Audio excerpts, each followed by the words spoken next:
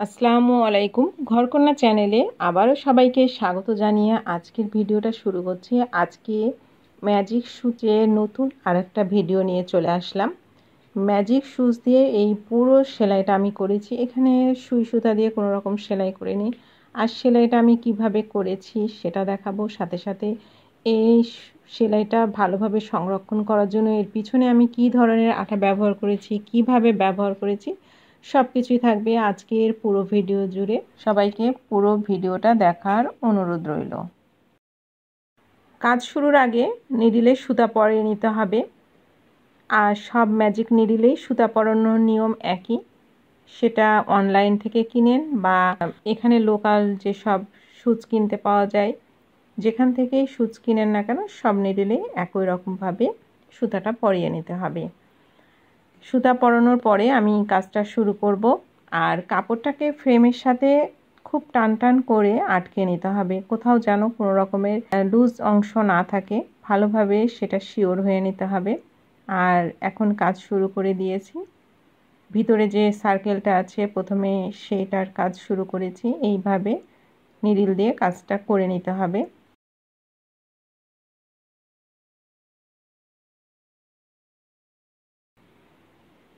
সুতাটা যেন কোনোভাবেই কোথাও আটকে না যায়। যদি সুতাটা কোথাও বাধাপ্রাপ্ত হয় তাহলে কিন্তু সেলাই আর কাপড়ের সাথে বসবে না, বারবার সুতাটা টান টান হয়ে চলে আসবে।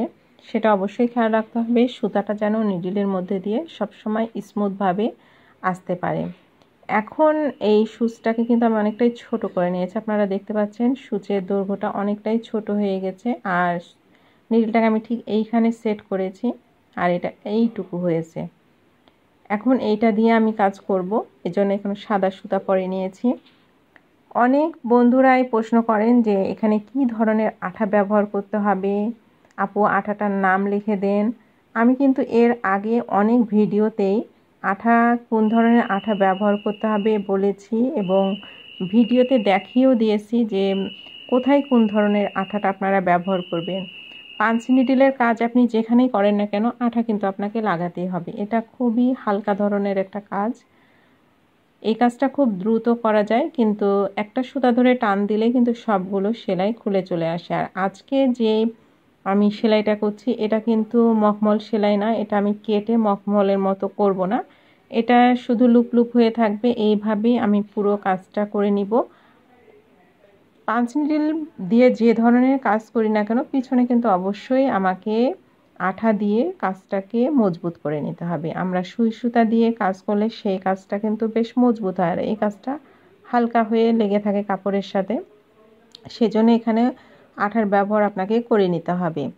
পুরো কাজটা শেষ হলে দেখিয়ে দিব এখানে আমি কোন ধরনের আঠা ব্যবহার করেছি বা কোথায় কোন কাপড়ে কোন ধরনের আঠাটা ব্যবহার করতে হবে, কোন কাজের জন্য কোন ধরনের আঠা লাগাবেন, কিভাবে লাগাবেন সব কিছুই আজকের ভিডিওতে আমি আপনাদেরকে দেখিয়ে দেব। সেজন্য আপনারা অবশ্যই পুরো ভিডিওটা ভালো করে দেখবেন। এর আগের ভিডিওতে আমি দেখিয়েছি, দেখা গেছে আপনারা সেই ভিডিও দেখার পরও প্রশ্ন করেছেন যে কি ধরনের আঠা লাগাবো, কিভাবে আঠাটা ব্যবহার করব। পুরো ভিডিওটা হয়তো আপনারা দেখেন না বা স্কিপ করে দেখেন, সেই জন্য হয়তো সেই জায়গাগুলো আপনারা মিস করে যান, বুঝতে পারেন না। তাই আপনাদের কাছে অনুরোধ করছি আজকে পুরো ভিডিওটা দেখবেন। আমি আঠার ব্যবহারটা এবং আঠার নামটা আপনাদেরকে বলে দিব। বাইরের যে পাতাগুলো আছে সেটাও আমি ঠিক আগের মতো করে নিচ্ছি। এইভাবে আমি পুরো কাজটা করে নিব। পাঞ্চ নিডল দিয়ে কাজ করাটা খুবই সহজ, খুব সহজেই কাজ করে নেওয়া যায়। আর এখন যেই পাঞ্চ নিডল দিয়ে আমি কাজ করছি এটা আমি অ্যামাজন থেকে কিনে নিয়েছি। আমার চ্যানেলে ম্যাজিক সুচ তৈরি করার 3টা ভিডিও আছে, আপনারা চাইলে আমার চ্যানেলের প্লে লিস্টটা চেক করে নিতে পারেন। আর এর লিঙ্ক আমি ডিসক্রিপশনে দিয়ে দিব। ইনজেকশনের সিরিঞ্জ দিয়ে ম্যাজিক সুচ তৈরি, বল পয়েন্ট কলম দিয়ে ম্যাজিক সুচ তৈরি, আর এমনি রাস্তার ধারে যেসব ম্যাজিক সুচ বিক্রি হয় সেই সুচগুলো কিভাবে তৈরি হয় তার উপরেও আমার একটা ভিডিও আছে। আপনারা চাইলে 3টা ভিডিও দেখে আপনাদের যেটা পছন্দ সেইভাবে ম্যাজিক সুচ বাড়িতেই তৈরি করে নিতে পারেন। বল পয়েন্ট কলমটা যদি লোকাল শপে না পান তাহলে অ্যামাজনে অর্ডার করলে কিন্তু এই রকমের কলমগুলো খুব ইজিলি আপনারা পেয়ে যাবেন। আর এই সব সুচগুলো কিন্তু একদম বাইরের কেনা ম্যাজিক সুচের মতোই হয়। আপনারা এইভাবে খুব সহজে বাড়িতে ম্যাজিক সুচ তৈরি করে নিতে পারবেন। যারা ম্যাজিক সুচ কিনে পাচ্ছেন না তাদের জন্য এই ভিডিওগুলো খুবই উপকারে আসবে আশা করি ইনশাআল্লাহ।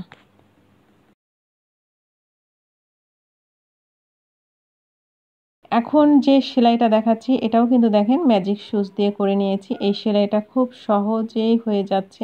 এভাবে আমি সবগুলো অলিভ কালারের পাতা করে নিলাম। আমার কাজটা এখন কমপ্লিট হয়ে গেছে। এখন আমি এই কাজে আঠা ব্যবহার করব। আপনারা যদি অল ম্যাট করেন, যে কাজটা আপনারা ধুবেন না, কখনো পানির স্পর্শে আসবে না, সেখানে ফেভিকলের SH আঠাটা ব্যবহার করতে পারেন, বা ফেভিকলের MR আঠা একটা আছে সেটাও ব্যবহার করতে পারেন।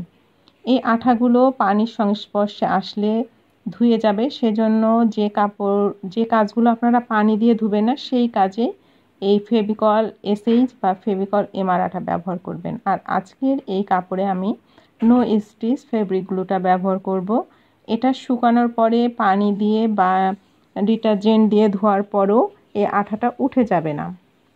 আর এই আঠাটা ব্যবহার করাটা খুবই সহজ। এর সামনে একটা নজেল থাকে, সেটা দিয়ে এই আঠাটা খুব সহজেই ব্যবহার করে নেওয়া যায়।